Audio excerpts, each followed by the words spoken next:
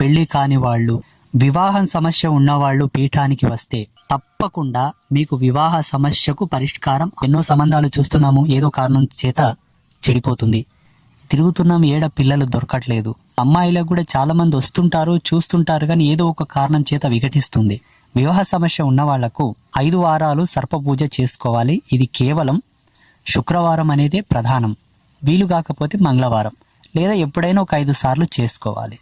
5 వారాలు అయిపోయిన తర్వాత ఆ సర్పాన్ని, మీరు పూజ చేసినటువంటి సర్పాన్ని ప్రతి వారం అదే సర్పానికి పూజ చేయాలి. మీరు మొదటి వారం వచ్చి మీరు సర్ప పూజ చేసిన తర్వాత ఆ సర్పాన్ని అమ్మవారికి ఎదురుగా ఉండేటటువంటి చెట్టుకు కట్టుకొని వెళ్ళాలి.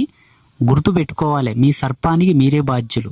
కూనంగా అక్కడ పెట్టి వెళ్ళాలి, ఫోటో కొట్టుకొని వెళ్ళాలి. 5 వారాలు ఆ సర్పానికి పూజ చేసిన తర్వాత చివరి వారం ఆ సర్పమును కోనేట్లో కడిగి రుద్రశూలం దగ్గర సర్పాన్ని ఉంచి మీకు అమ్మవారి యొక్క ఆశీర్వాదాన్ని పొంది కొబ్బరికాయ కొట్టి దండం పెట్టుకున్న తర్వాత బయట అమ్మవారి యొక్క ఆలయానికి వెలుపల మీరు తీసుకోవాల్సినటువంటి వస్తువులు, తాయిత్తు తప్పకుండా కట్టుకోవాలి, రక్షాతాడు తీసుకోవాలి, ఒక గోమతి చక్రం తీసుకోవాలి, దాన్ని ఎర్రబట్టలు వేసి మగవాళ్ళైతే నడుములో కట్టుకోవాలి, ఆడవాళ్ళైతే మెళ్ళో కట్టుకోవాలి.